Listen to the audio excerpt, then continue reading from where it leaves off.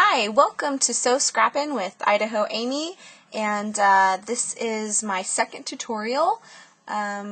This project that I'm going to show you is made with the K&Company Julienne stack that you see here, and also with die cuts with a view lace and linen stack. I like both of these stacks. I like K&Company's papers because they're double-sided and high quality and just beautiful, and I love die cuts with a view just because they have beautiful pattern papers and things. The only thing I don't like about most of their papers is that they're single-sided, and so that limits what you can do with them a little bit, but they're really good price, so makes up for the not being double-sided. Okay, my first project here with these papers that I've made was this album, and I just took a regular paper bag. I do a lot of paper bag stuff, you'll notice that. Anyway, I just took the paper bag, folded it in half. This is like a lunch size paper bag, but you can use any size paper bag that you like, and then just fold it in half and punch holes in it. And I always just use ribbon on mine. Once in a while I'll put rings in and then decorate them with ribbon, but I like to just put ribbon in the sides. It's cheap and easy and quick, and it still holds the papers in really well. This book is a memories book, a friend book. It has sort of that theme going on. I used Prima flowers and vintage buttons. These buttons right here I got at a yard sale, this one and this one right here. A lady was selling just really pretty old buttons in a candy thing. And actually, I have it right here. Maybe I can get it in front of the camera. Let's see. Maybe you can see that. She sold me all these buttons in here, and they came in the heart, and I thought that was kind of cool. But it had, you know, lots of buttons like that, pretty red buttons. You know, a lot of these, you know, little pearly looking ones too, and some just really, really pretty buttons. So I think I got this whole tray for probably $4 maybe. It's kind of high for me, what I usually spend on buttons, but they were pretty. But anyway, and so on the front of this, I left a spot for a photo, and just made a tag here with some fibers on it and a metal heart.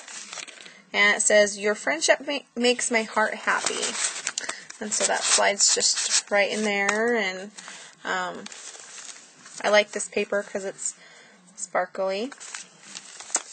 And on this page, I dyed some flowers with the Tattered Angels Glimmer Mist and used Arctic Blue. It's really pretty, and it's got sparkles in it. And again, some of those buttons from that tray that I got, and some brads and lace, and just a little, you know, piece of that two-sided paper with stamped, the same friendship stamp on it. And on the back it has different sayings in it. I like that paper too. That's not from either one of the stacks, but it went with it, so. But, anyway. And here's a spot for a photo, if you want, and some more Prima flowers and some more of the sparkly paper. And I made a tag, and I just cut out the shape with my Cricut and put a flower on it. And I sewed on, I always sew my buttons on, so in order to cover up the button stitching on the back, I stuck like a little tag over top so that you can, it has a stamped words on it, but it's hard to see from here. But you can put a photo on it, or, you know, add another piece of paper with your own saying or something there. But just another flower. Here's some more of those Tattered Angel dyed flowers.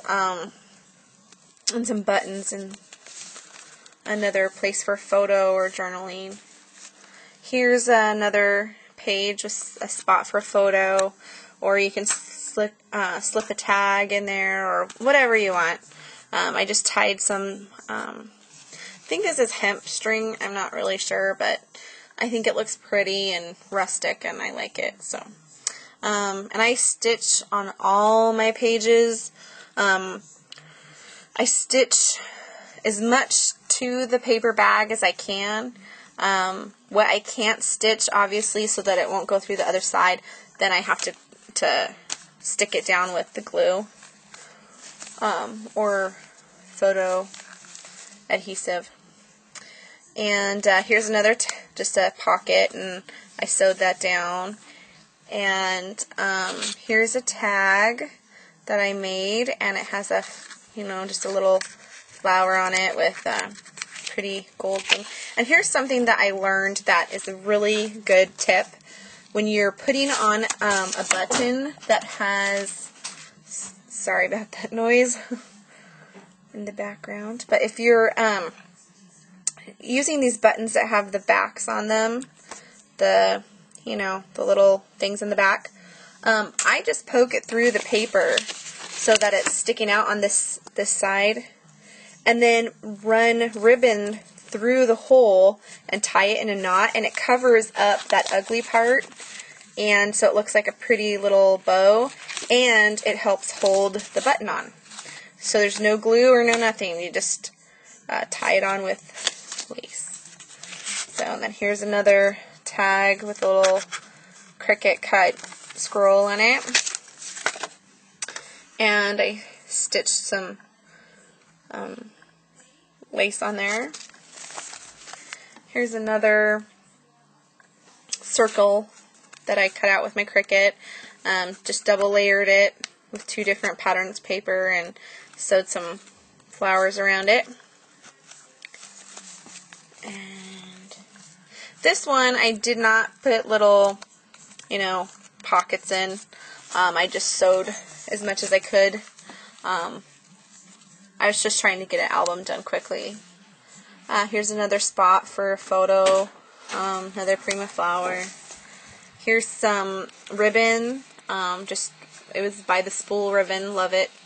A little heart, just thought it looked pretty on there. It's actually part for earrings. It's for an earring making kit, and I love hearts. I put them on a lot of stuff, and you can find them anywhere and they're cheap. So on this page there's a side pocket.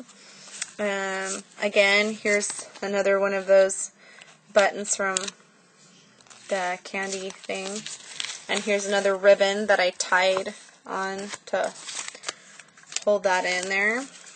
And here's the last page, place for a photo, and another button that I've collected. And here's the back. And this is one I'll be selling in my store. I usually sell my albums for about $20. Usually enough to pay for my stack of paper and supplies. So I just do it for fun. But I think that's it. I hope you liked my album, and I hope you liked these papers. They're lots of fun to use. Thanks.